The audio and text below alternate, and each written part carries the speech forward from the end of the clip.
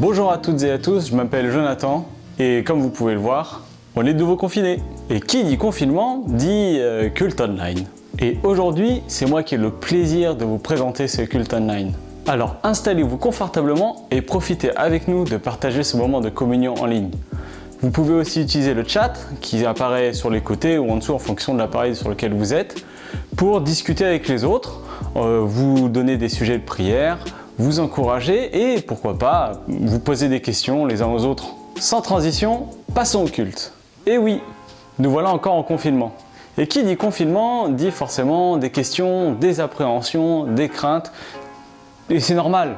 Certains ne savent plus quoi penser et d'autres cherchent des solutions ou des réponses rapides à notre situation sanitaire critique.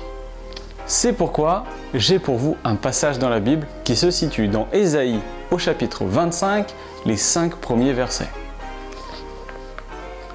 Éternel, tu es mon Dieu, je proclamerai ta grandeur, je célébrerai ton nom, car tu as accompli des merveilles.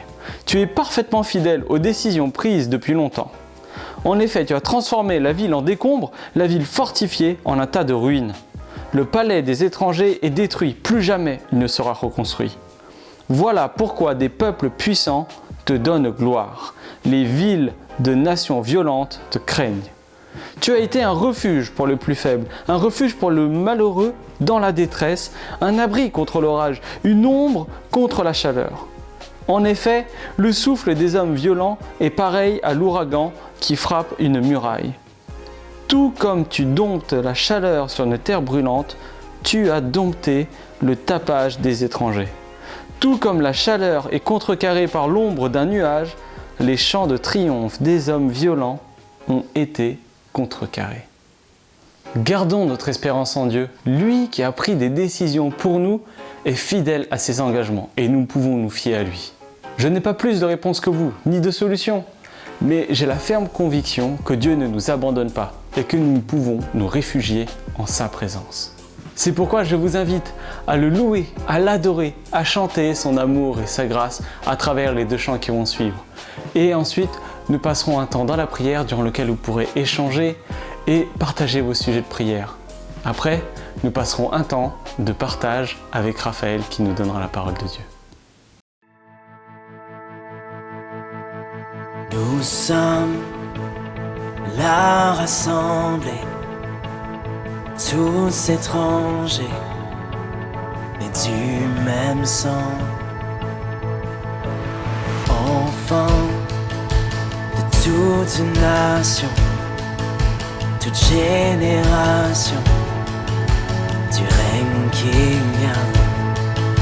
Que ton cœur ne soit pas troublé. Relève la tête et ne crains aucun mal. Fixe tes yeux sur sa grâce. Dieu est fou amoureux de toi. Encourage, tiens bon, sois fort. Souviens-toi d'où vient ton secours.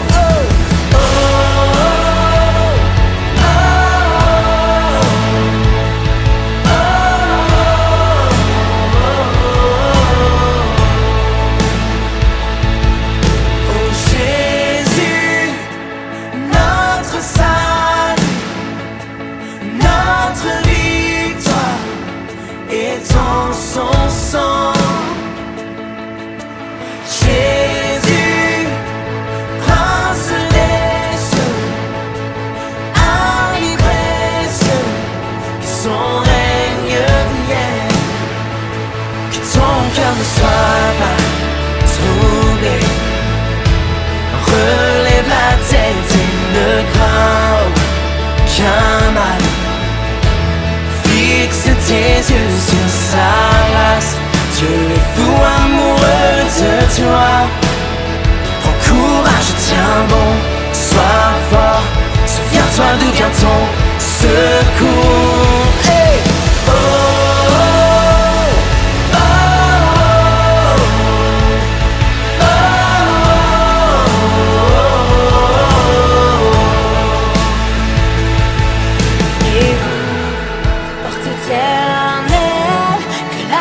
S'élève et les murs s'effondrent. création, que tout ce qui respire entonne ce chant.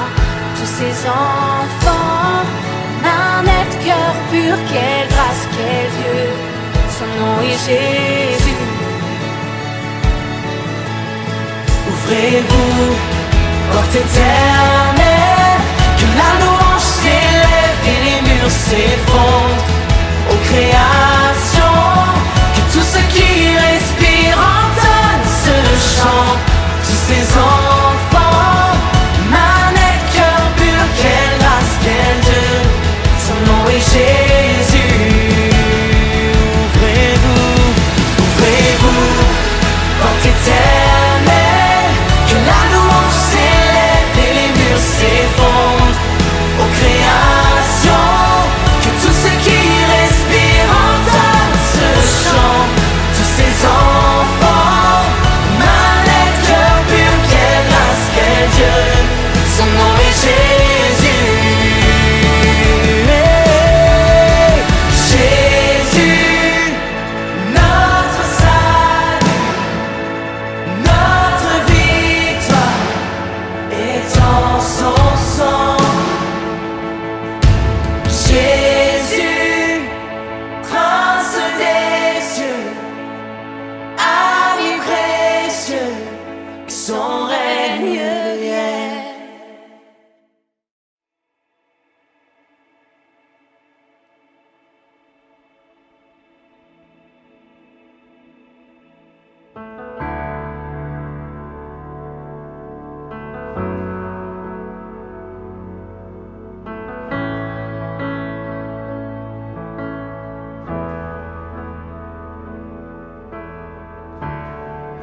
Oh, quelle paix dans ces moments, dans le calme de ta présence, quand le bruit faiblit et tu parles à mon âme.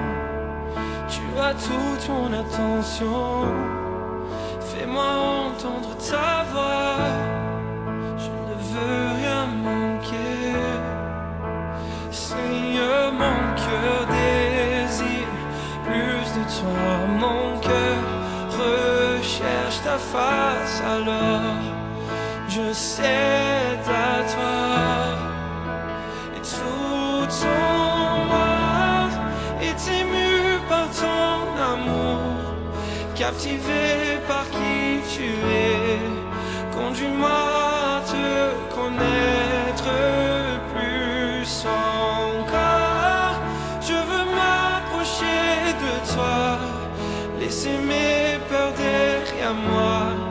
Seigneur, viens toucher ma vie à nouveau. Oh, oh, oh, oh, oh, oh, oh, oh. Comme le soleil à l'aurore, comme la brise dans la nuit, ta paix me restaure, tu me donnes la vie. Il n'y a aucune hésitation dans ton amour, ton affection, rien n'est comparable. Seigneur, mon cœur désire plus de toi, mon cœur recherche ta face, alors je cède à toi. Et tout ton moi est ému par ton amour, captivé par qui tu es. Conduis-moi à te connaître plus encore. Je veux m'approcher de toi,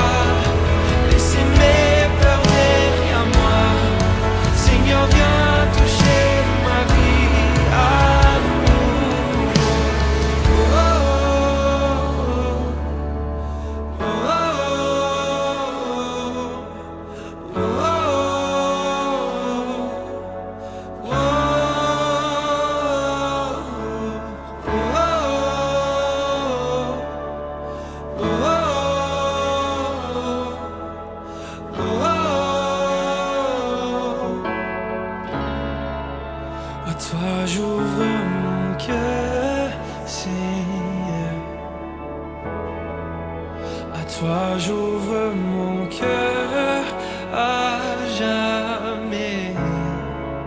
Donc fais ce que toi seul sais faire. Jésus, viens régner dans ma vie. À toi j'ouvre mon cœur, Seigneur. À toi j'ouvre mon cœur à jamais. Donc fais ce que toi seul sais faire. Jésus, viens régner dans ma vie. À toi j'ouvre mon cœur, Seigneur. À toi j'ouvre mon cœur à jamais. Donc fais ce que toi seul sais faire.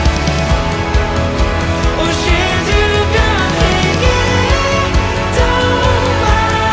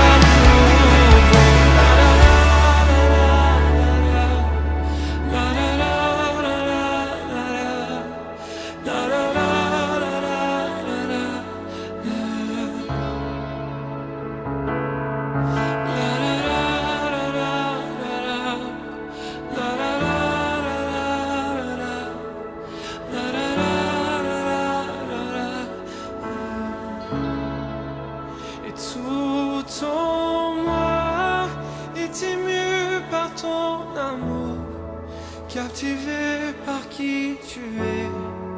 Conduis-moi à te connaître plus encore. Je veux m'approcher de toi, laisser mes peurs derrière moi. Seigneur, viens toucher ma vie à nouveau.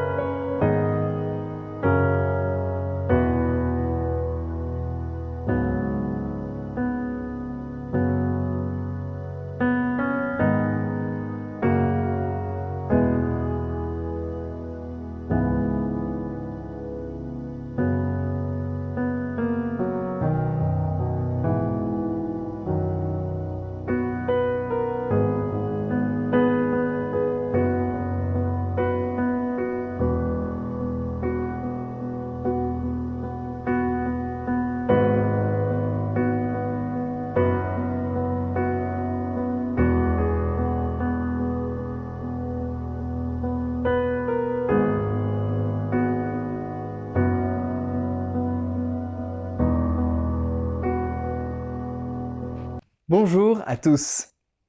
L'autre jour, je lisais sur le blog d'Évangile 21 un article intitulé « Les églises sont-elles en train de perdre la bataille pour la formation des chrétiens ?» Alors, c'est pas le thème de mon message, mais ça va nous y conduire. Voici un court extrait de cet article que je paraphrase un petit peu. L'Église naît de manière croissante, plus qu'une voix parmi d'autres qui parlent dans la vie du chrétien. Les habitudes de culte d'une Église peuvent occuper 2 heures de la semaine d'un chrétien. Cependant, les podcasts, les émissions radio, les nouvelles télévisées, les réseaux sociaux, le divertissement en continu et autres formes de médias composent des dizaines d'heures par semaine. Comment quelques heures ou minutes de formation chrétienne et peut-être 0 pendant le Covid peuvent-elles faire face à la marée de médias qui s'abat sur les gens? L'article parle aussi de débats inutiles divisant l'Église, justement parce que quelques sujets prenaient dans la vie de certains une place disproportionnée. J'ai ressenti une vive émotion pour l'Église et dans le contexte local pour mes frères et sœurs de l'Oasis. Et ça, c'était déjà plusieurs jours avant le confinement. Et vous imaginez que c'est d'autant plus vrai depuis que nous sommes reconfinés. Et j'ai eu cette pensée d'un homme de Dieu dans la Bible qui a été une source d'inspiration incroyable pour moi il y a 9 ans de ça, et je suis revenu sur mes notes d'il y a 9 ans. Il s'agit de Néhémie. Néhémie était du genre à profondément souffrir lorsqu'il prenait conscience d'un problème, mais il n'était pas du genre à râler, à se morfondre éternellement ou à vivre dans une spirale de frustration. Non, au contraire, il mettait sa passion en prière, sa vision en action, tout en motivant les autres sur le chemin de cette vision donnée par Dieu.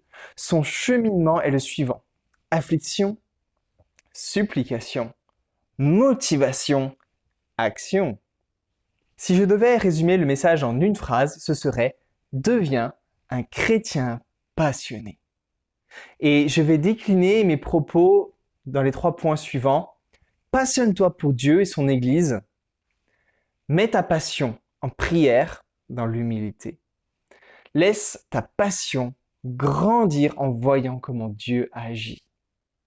Et pour cela, on va commencer par lire ensemble Néhémie, chapitre 1, verset 1 jusqu'au chapitre 2, verset 10.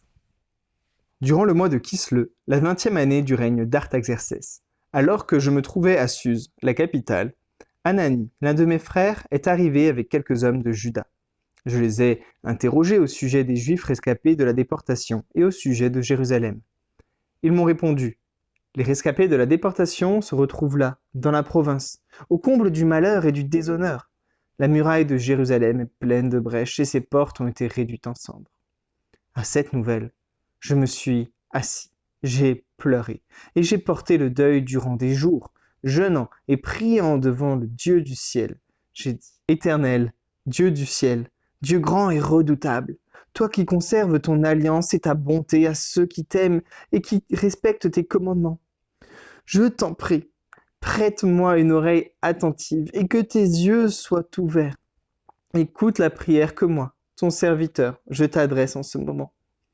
Jour et nuit, j'intercède pour tes serviteurs, les Israélites, en confessant leurs péchés, ceux que nous avons commis contre toi. Oui, ma famille et moi, nous avons péché. C'est certain. Nous nous sommes mal comportés avec toi. Nous n'avons pas respecté les commandements, les prescriptions et les règles que tu avais données à ton serviteur Moïse. Souviens-toi donc de la parole que tu as ordonné à ton serviteur Moïse de prononcer. Si vous vous montrez infidèles, je vous disperserai moi-même parmi les peuples. Mais si vous revenez à moi, si vous respectez mes commandements et les mettez en pratique, alors même si vous êtes exilés à l'extrémité du ciel, je vous rassemblerai de là, et je vous ramènerai à l'endroit que j'ai choisi pour y faire résider mon nom. Ils sont tes serviteurs et ton peuple, ceux que tu as rachetés par ta grande puissance et ta force. Seigneur, prête donc une oreille attentive à la prière de ton serviteur, et à celle de tes serviteurs qui prennent plaisir à craindre ton nom.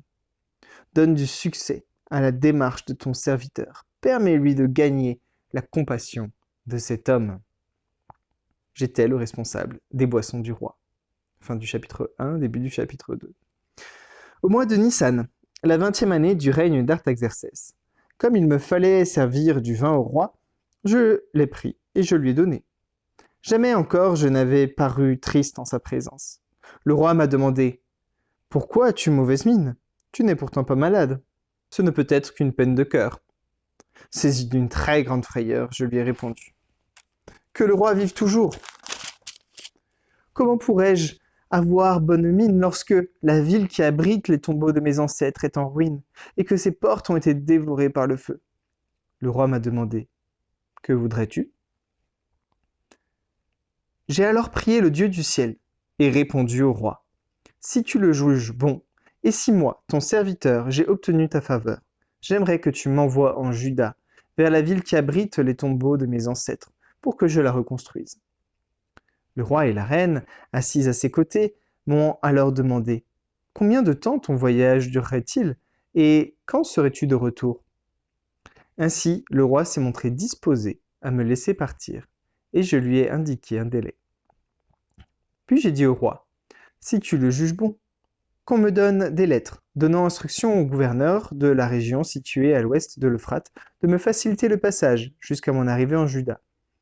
Qu'on me donne aussi une lettre destinée à Asaph, le responsable des forêts royales, afin qu'il me fournisse le bois de charpente nécessaire pour les portes de la forteresse adjacente au temple, pour la muraille de la ville et pour la maison que j'occuperai. » Le roi m'a accordé tout cela, car la bonne main de mon Dieu reposait sur moi. Arrivé vers les gouverneurs de la région située à l'ouest de l'Euphrate, je leur ai remis les lettres du roi. Celui-ci m'avait fourni une escorte de chefs de l'armée et de cavaliers. Sambala, le Horonite, et Tobija, le fonctionnaire ammonite, ont appris avec un très grand déplaisir que quelqu'un arrivait pour s'occuper du bien-être des Israélites. Fin de notre passage. Passionne-toi pour Dieu et son Église. Je suis quelqu'un qui a beaucoup de passion et j'aime travailler avec des gens passionnés.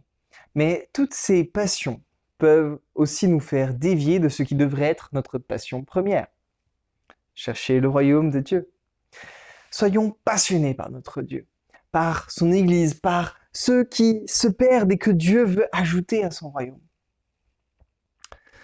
On a pu découvrir ces derniers temps de nombreuses nouvelles passions chez les gens, comme la virologie, les débats sur le port ou le non-port du masque, sur plein d'autres sujets que je vais omettre de mentionner pour justement éviter les débats passionnés. Mais on a aussi des nouvelles séries télé, des nouvelles séries Netflix, des nouvelles séries Disney+, et j'en passe. Rien de mal en soi, mais quelle est la part de ces passions dans ma vie? En quoi cela vient limiter ma passion pour Dieu et son royaume? D'autant plus que ces passions sont souvent stériles. Elles peuvent nous amener à une suractivité inutile ou à l'inactivité. Elles peuvent manger tout notre temps au détriment des relations fraternelles. Elles peuvent être clivantes au sein du corps de Christ qui se veut être uni. Je peux débattre longtemps sur le port du masque avec des inconnus sur des réseaux sociaux qui ne m'écouteront pas, ou je peux faire le choix d'appeler cette personne isolée pour l'encourager et prier avec elle. Je peux enchaîner les films et les séries où je peux me nourrir de la parole, écouter des messages, suivre une formation biblique. Je peux m'indigner de tout en permanence et bien le faire savoir à tout le monde, ou je peux, suite à une indignation, un fardeau, une injustice, me laisser saisir par Dieu pour agir selon sa volonté et le glorifier. Et ce dernier point, c'est le choix de Néhémie, avec courage et au péril de sa vie. Si on suit le schéma de Néhémie, il y a affliction, supplication, motivation, action. Cette passion naît ici dans l'affliction, au versets 3 et 4, que je vais relire. Les rescapés de la déportation se retrouvent là, dans la province, au comble du malheur et du déshonneur. La muraille de Jérusalem est pleine de brèches et ses portes ont été réduites en cendres. À cette nouvelle, je me suis assis. J'ai pleuré et j'ai porté le deuil durant des jours, jeûnant et priant devant le Dieu du ciel. Et cette affliction est aussi dans mon cœur, alors que nous démarrons un nouveau confinement. Je refuse, dans le nom de Jésus, que des brèches se forment entre les pierres vivantes que nous sommes. Je refuse que l'Église, cet édifice spirituel que nous formons, tombe en ruine, comme dans le passage de Néhémie. Même à distance, vivons ce passage de 1 Pierre chapitre 2 verset 5 qui nous dit « Vous-même, en tant que pierre vivante, laissez-vous édifier pour former une maison spirituelle, un groupe de prêtres saints afin d'offrir des sacrifices spirituels que Dieu peut accepter par Jésus-Christ. » Alors, dans cette affliction, je veux venir à Dieu avec des supplications, puis rempli de motivation, je passerai à l'action. Et j'en arrive au second point. Mets ta passion en prière, dans l'humilité, que l'on pourrait traduire aussi par mets ta passion en supplication. Néhémie est donc dans cette attitude de deuil. Pendant plusieurs jours, il jeûne et il prie. Et voici la construction de sa prière. Il commence par glorifier Dieu, comme commence d'ailleurs la prière du Notre Père. Dans un second temps, il proclame l'alliance de Dieu avec son peuple, fait dans le passé, avec Abraham. Il supplie Dieu avec humilité, dans la confession, la repentance, pour lui-même et pour le peuple. Et c'est là vraiment le cœur de cette supplication. Ensuite, il proclame les promesses de Dieu et il se les approprie. C'est le début de cette motivation.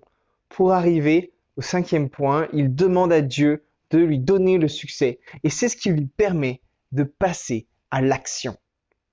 Au verset 11, dans sa prière, il dit « Seigneur, prête donc une oreille attentive à la prière de ton serviteur et à celle de tes serviteurs qui prennent plaisir à craindre ton nom. » Alors, j'aimerais que nous tous qui craignons le nom de l'Éternel, ensemble, nous puissions cette semaine mettre en prière cette passion pour Dieu et son Église dans cette période d'affliction.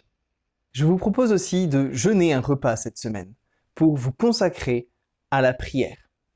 Tout comme Néhémie, que ces supplications ne restent pas au stade de l'affliction, mais qu'elles nous conduisent à nous restaurer, à nous motiver et à nous donner cette espérance du succès en Christ pour passer à l'action. Ces prières peuvent être personnelles. On a tous des combats et des luttes, des défis à mener, mais ce temps de prière que vous aurez cette semaine pourra aussi inclure des sujets pour notre Église. Que l'édifice spirituel que nous formons ne subisse pas de brèche mais vive l'unité. Que personne ne s'égare dans la solitude, dans les théories farfelues, dans des passions stériles. Que ceux qui sont fragiles puissent vivre une protection toute particulière. Prions pour que le quartier de notre assemblée puisse découvrir aussi Christ, peut-être au travers d'Internet, au travers du Saint-Esprit tout simplement qui vient parler aux gens. Mais prions aussi pour ce qui se passe plus loin de notre communauté. Suite à ce qui s'est passé à Nice, je vous propose de prier pour la protection des chrétiens à travers le monde, pour qu'ils ne soient pas des dommages collatéraux d'une affaire qui ne les concerne pas. Prions aussi pour que ces musulmans qui vivent cette haine avec tant de zèle soient saisis par l'amour de Dieu. Prions que, comme Saul est devenu Paul, Brahim devienne un prédicateur de la grâce de Dieu.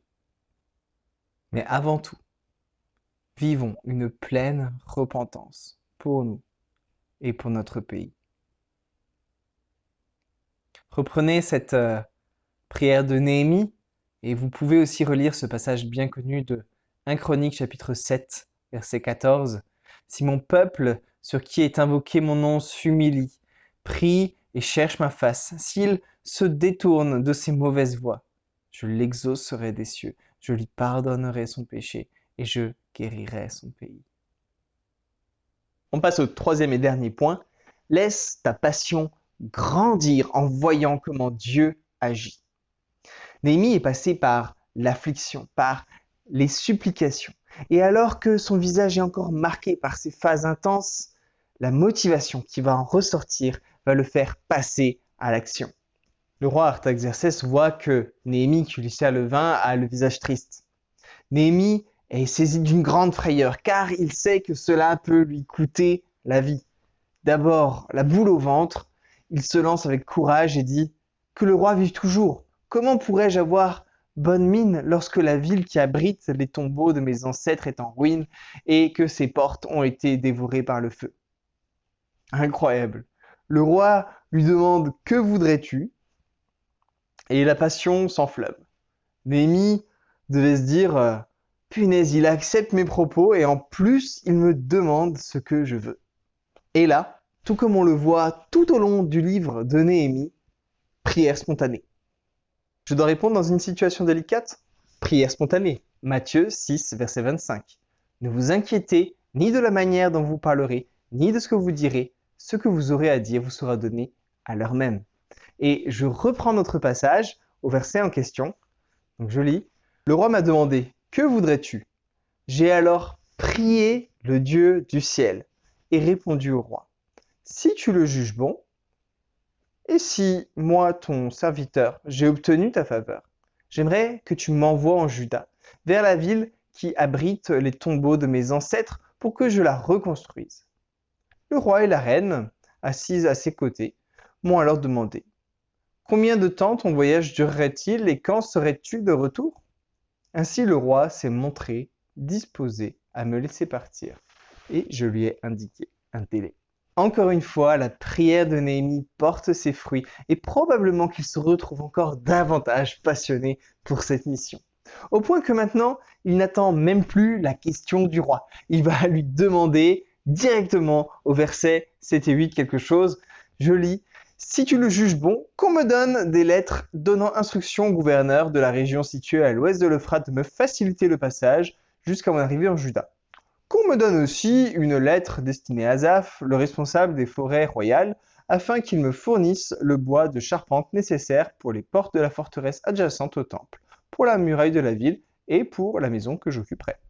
Le roi m'a accordé tout cela, car la bonne main de mon Dieu reposait sur moi. » Incroyable. Et vous imaginez si Néhémie en était resté à l'affliction? Bon allez, en bon chrétien, on va dire s'il en était resté à la supplication. Qu'est-ce qu'on se gâche parfois à la vie? Néhémie passera aussi par des moments plus difficiles, mais Dieu va l'utiliser pour bénir son peuple. Au verset 10, si je continue à lire, « Arrivé vers les gouverneurs de la région située à l'ouest de l'Euphrate, je leur ai remis les lettres du roi. Celui-ci m'avait fourni une escorte de chefs de l'armée et de cavaliers. Sambala, le Horonite, et Tojiba, le fonctionnaire ammonite, ont appris avec un très grand déplaisir que quelqu'un arrivait pour s'occuper du bien-être des Israélites. Et toi, comment souhaites-tu t'occuper du bien-être des frères et sœurs en détresse, des frères et sœurs qui vivent dans le désarroi à l'Oasis ou ailleurs? Question ouverte. Pour ça, quelques pistes. En priant tous les jours pour des personnes différentes de l'Oasis peut-être, en appelant ou en envoyant un SMS à une personne que Dieu te met à cœur dans la prière, en utilisant ton compte formation que tu ne sais pas quoi en faire au niveau de ton travail et l'utiliser pour te former à la sonorisation ou au montage vidéo pour aider à la diffusion des cultes aux personnes isolées. Et la liste pourrait être longue. Pour conclure, passionne-toi pour ton Dieu et son royaume et son église et sa représentation dans l'église locale de l'Oasis. Ne laisse pas d'autres passions l'égaler ou même la dépasser. Attention au volume de médias que tu ingurgites. N'oublie pas de laisser de la place à la parole de Dieu. Défi de cette semaine. écouter un message que tu as loupé sur le site église-oasis.fr. Deuxièmement, mets ta passion en prière. Et je te laisse 20 secondes maintenant pour noter dans ton agenda ou sur un post-it le temps de jeûne et prière que tu vas prendre cette semaine. 20 secondes. Vas-y, note, c'est pas trop tard. Allez, lève-toi.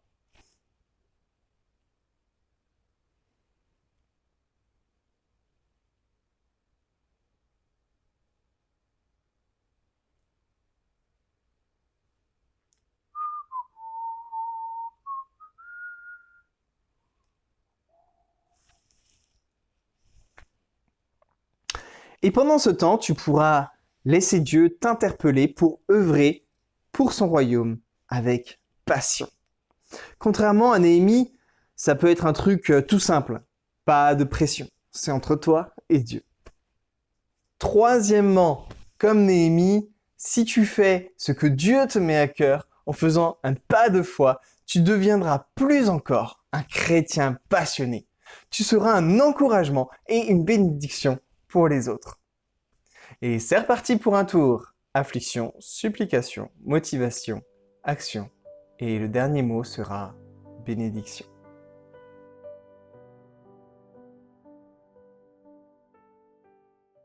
Merci beaucoup Raphaël pour ce message. Notre culte arrive à sa fin. Un temps d'annonce va suivre durant lequel l'ensemble des activités de l'église Oasis vous seront dévoilées. Profitez-en pour utiliser le chat et poser des questions si vous en avez. Ensuite, nous vous invitons à partager un temps de communion fraternelle online à travers Zoom. Un lien sera donné dans la description. Pour ma part, ce fut un plaisir de vous accompagner durant ce culte online.